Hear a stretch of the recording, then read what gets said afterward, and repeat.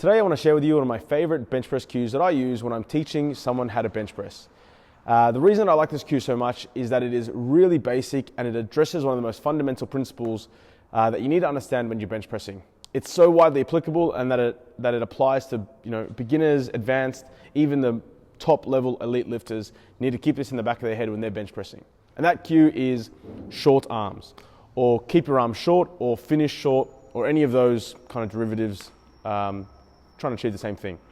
The cue stems from the idea that when we bench press, we want to have a really rigid and tight upper back. So if you've gotten this far into this video or my YouTube channel, you probably already realized that when we're bench pressing, we want to have a really tight upper back. So we want our scapula, the two flat bones of our shoulders, to be pinched right back. So we want those bones to be as close to each other as possible. So the rhomboids in our upper back are engaged and fully contracted. And all the muscles in our back are engaged, to give you a really strong base of support from which to press. You want to really keep your upper back tight as the bar leaves your chest and as you're going through the pressing range of pressing motion.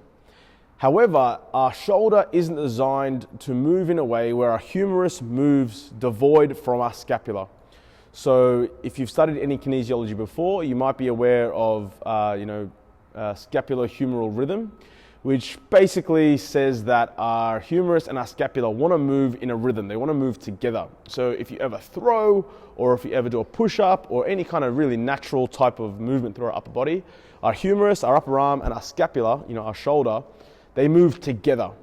However, when we're bench pressing, what we're trying to do is we're trying to keep our scapula rigid and isometric and static, while our humerus, our upper arm, actually moves. So we're actually getting, glenohumeral adduction, horizontal adduction. We're actually pressing the bar off our chest while restricting the movement of our scapula, which is a really unnatural thing to do. It's not what our body is designed to do, and it kind of goes against all the coordination that we've learned growing up and doing all these, natural types of upper body movement.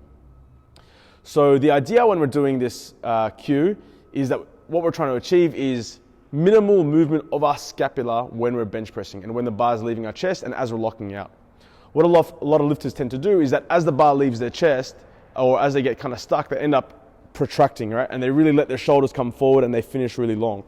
So it's really a really easy way to kind of test if you're falling for this issue, or if you're making this kind of mistake, is to take a video of your bench press, try to set the camera up so that it's kind of obviously static. Ideally no one's holding the camera should just be stable. And take a look at where the bench starts, or where the barbell starts, in relation to some landmark in the background. And watch the rep, and what you may notice, and what you probably will notice to be honest, is that the bar finishes higher than where it started.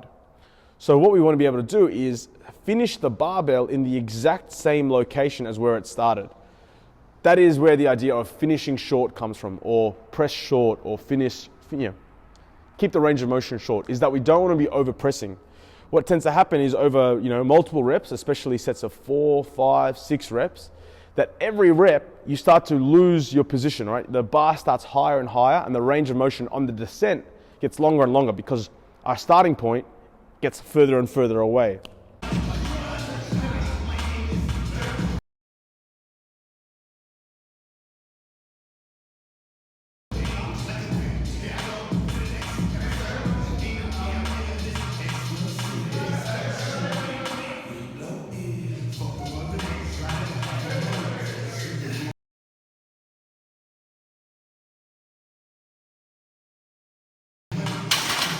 This is not ideal because obviously in competition we only do one rep. And what ends up happening is that the motor pattern you're learning from rep to rep actually changes, because rep 4 is different to rep 1 because your starting point is different. So this is particularly important for rep training. For singles, like in competition, it's kind of not as important. Greg Nuckols made this post, from Stronger by Science, made a really, really good blog article a little while ago, where I think he actually said that a little bit of protraction isn't really detrimental to 1RM performance or maximal performance, which is a pretty valid point, and I actually can't see how a little bit of protraction is going to be overly detrimental. But where it is detrimental is that when you're doing your rep training. So if you're doing sets of 4, 5, 6 plus reps, every rep will start to become really inconsistent. So learning this cue, or learning how to stabilize your shoulders, is a really, really important part of your training process, part of your training career. And if you can get really good at it, it's going to carry over really well because your rep work, triples, fours, fives, are actually going to be more applicable. They're going to be more transferable to the competition lift. Okay, so let's take a look at a bench press here. What I want you to do is take note of where the barbell sits in relation to something in the background. So maybe like, one of the wooden benches, or where the mats are, or maybe that rack behind me or something. Use one of those points as a landmark to see where the bar starts and where it finishes. And I'm going to kind of talk you through what I'm looking for here. So obviously we're going to set up nice and tight. Now, without any weight on the bar, it is a little bit more tricky, but just bear with me. Okay, so you'll see here the bar is stopped and my elbows are locked. And what a lot of lifters do is they do this.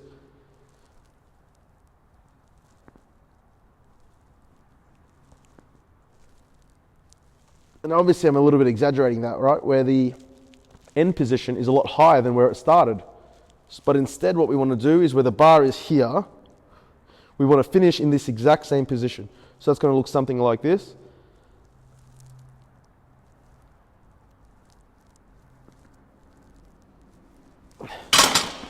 And hopefully you would have been able to notice that as the bar left my chest and got to lockout position, it didn't finish any higher than where it started, or maybe it did ever so slightly. Like I said, it is a really hard skill to kind of learn and acquire, but it's going to really pay dividends as you develop this skill, where your rep training actually starts to become a little bit more transferable to your 1 rep max and to your competition style bench press. So have a go trying to learn this new technique or trying to apply it. Kind of the best things you can do are going to be things like learning how to activate your upper back in the first place. It's going to be things like upper back activation, so retraction drills. You can do things like reverse flies or band pull aparts, those types of things. But at the end of the day, you are going to have to learn how to apply this technique in the specific skill that is the bench press.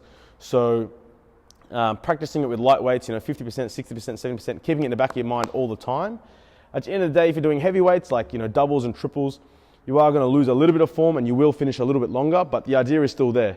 You don't want to ever finish too far. If you do find yourself finishing a little bit too long, mid-set, don't be afraid to take a second, let the bar kind of stop, try to squeeze your shoulder blades back again, reset your position and then go from there. If you've got any questions, leave them in the comments section below. I'd be happy to help, and I'll talk to you next time. Thanks.